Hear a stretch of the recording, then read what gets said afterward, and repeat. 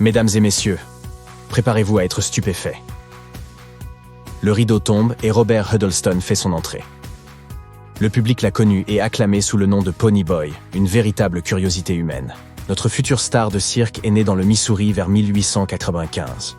Il était atteint d'une rare maladie qui ne touche qu'une personne sur 1000, le genu recurvatum. Celle-ci entraîne une déformation des articulations des genoux, qui peuvent donc se plier vers l'arrière. Dans le cas de Robert, cela signifiait qu'il ne pouvait pas se tenir droit et qu'il ne se déplaçait qu'à 4 pattes. Cette particularité ne l'aura pas empêché de mener une vie plus ou moins heureuse. Il allait à l'école avec d'autres garçons de son âge, aimait faire des randonnées, treiller les vaches et participait aux récoltes de la ferme familiale. Plus tard, Huddleston trouva un emploi de bûcheron. Il charriait des arbres et du bois sur plusieurs kilomètres par jour, attaché à un chariot. Pour protéger ses mains des débris et des pierres, Robert se munissait de petits blocs de bois recouverts de cuir. Ce travail n'était pas vraiment facile, et il devint rapidement célèbre pour la force de ses bras et de ses épaules parmi ses collègues. Huddleston ne s'arrêta pas là et travailla plus tard comme forgeron, puis charpentier. Lorsque les temps devinrent vraiment difficiles suite à la Grande Dépression, et qu'il n'y avait plus assez de travail pour gagner sa vie, Huddleston décida d'exhiber son apparence unique pour gagner un peu d'argent. Il se produisit dans une petite fête foraine du Texas. Il prit le nom de scène de Pony Boy et devint rapidement très populaire. Très vite, il partit en tournée à travers l'Amérique du Nord avec le Tom Mix Circus, impressionnant le public par sa force et son incroyable flexibilité. Après 36 ans de spectacle, le Pony Boy prit sa retraite pour se consacrer à l'élevage de lapins et à la restauration de voitures. Et moi qui pensais que collectionner des bandes dessinées était un passe-temps original. Il aura vécu une vie longue et épanouie avant de s'éteindre à l'âge de 75 ans. Les gens qui l'ont connu se souviennent de lui comme d'un homme aimable et travailleur. Ella Harper fut une autre star de la même époque. Elle était atteinte de la même maladie rare que le Pony Boy et prit le nom de scène de Camel Girl. Elle commença à se produire dans un cirque dès l'âge de 12 ans. Ella apparaissait sur scène à 4 pattes, accompagnée d'un chameau. Elle percevait pour cela un généreux salaire d'environ $200 à l'époque. Ramené au cours d'aujourd'hui, cela représenterait $400-500. À 16 ans, lorsqu'elle en eut assez des tournées interminables, Ella décida de quitter le showbiz et d'étudier pour trouver un autre emploi.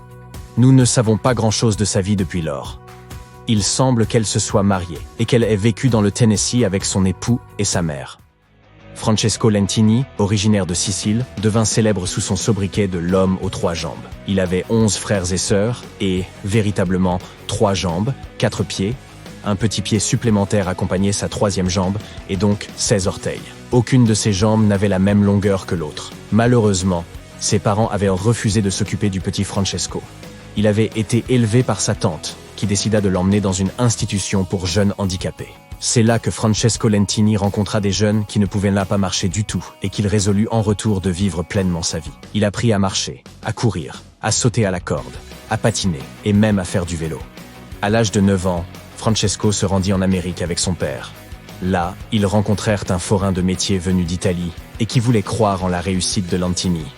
Un an plus tard, l'homme aux 3 jambes devint l'une des attractions les plus populaires du célèbre cirque Ringling Brothers. Il séduisit les foules par son sens de l'humour et ses incroyables talents. Lentini parvenait à taper dans un ballon de football avec son membre supplémentaire, et les gens aimaient lui poser des questions sur son quotidien. On ne croise pas tous les jours une personne aussi singulière. L'une des questions les plus fréquentes était de savoir comment il parvenait à s'acheter des chaussures 3 par 3. Francesco aimait à plaisanter en disant qu'il en achetait simplement 2 paires et qu'il refilait la chaussure supplémentaire à un ami unijambiste. Lentini eut une carrière fructueuse dans le show business pendant plus de 40 ans. Barnum and Bully, Coney Island, il aura été la vedette de tous les grands cirques américains et se sera produit jusqu'à son dernier souffle. Il se maria également et eut 4 enfants, tous en parfaite santé. Ses collègues et ses amis le respectaient tant qu'il fut gratifié d'un nouveau surnom, et de l'homme aux 3 jambes, il devint carrément The King. T'es-tu déjà demandé à quoi pouvait bien ressembler le prototype réel de la bête dans La Belle et la Bête? Tu le reconnaîtrais peut-être en cet homme, Fedor Jevtichov. Son corps produisait plus de poils que le commun des mortels. Beaucoup plus, comme tu peux le voir. Son père souffrait de la même maladie, l'hypertrichose, et ils se cachèrent dans les bois quand des gens les découvrirent mais les amenèrent à la foire. La nouvelle se répandit et la petite famille fit rapidement le tour de l'Europe. Fedor n'avait alors que 2 ou 3 ans. les savants se sont vraiment intéressés au duo. Ils voulaient en apprendre davantage sur leurs origines, mais ne trouvèrent aucune réponse. Adrian, son père, pouvait à peine parler et voulait sans cesse s'enfuir dans les bois. Il fut seulement capable d'expliquer que sa femme, la mère du garçon, n'était plus de ce monde. Fedor, lui, parvint à apprendre plusieurs langues et à charmer les gens où qu'ils se rendent. Après la mort de son père, Fedor fit la rencontre de l'un des impresarios du célèbre P.T. Barnum. Tu sais sûrement de qui il s'agit si tu as apprécié le film The Greatest Showman autant que nous. Quoi qu'il en soit, Barnum, avec son ambition hors du commun, remarqua le potentiel de ce jeune homme de 16 ans. Il aida Jojo, ou le garçon à tête de chien, les deux noms de scène du jeune homme, à devenir une véritable vedette. Au fait, c'est Barnum qui répandit l'histoire de la découverte de Fedor dans les bois. Car qui n'aimerait pas croire à un tel conte? Il se peut donc que cela ne fût que partiellement vrai. Jojo travailla pour Barnum pendant une quinzaine d'années et était l'un des artistes les mieux rémunérés du spectacle. Il continua à se produire dans le monde entier jusqu'à son dernier jour, 3 ans plus tard, en Grèce. Mignon, qui devint célèbre sous le nom de la femme pingouin, avait des membres écourtés et des doigts soudés ensemble. On aurait dit qu'elle avait des nageoires, et il lui fallait même se dandiner au lieu de marcher. Il semble qu'elle ait pris le nom de Mignon au début de sa carrière, en hommage à la langue française. Elle décida que son apparence unique ne suffirait pas à capter l'attention du public. Alors elle apprit à jouer du marimba, un exotique instrument de musique africain. Elle fut mariée 2 fois dans sa vie.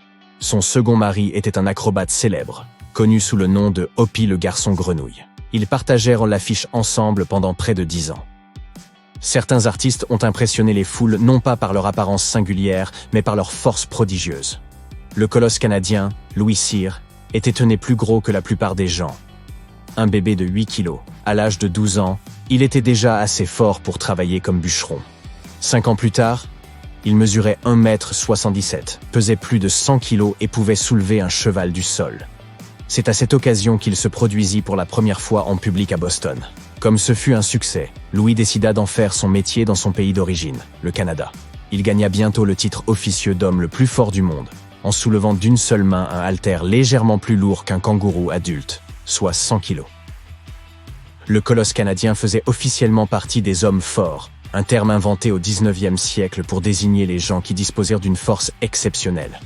Les nombreuses histoires sur leurs incroyables prouesses n'étaient que des légendes destinées à attirer les foules, mais certaines ont été officiellement confirmées depuis. En voici une. Louis était capable de soulever une plateforme sur laquelle se tenaient 18 hommes en même temps. Une autre fois, il souleva un poids plus lourd encore qu'un renne de 225 kilos, et ce, avec un seul doigt. Hé Rudolph, ça t'embouche un coin ?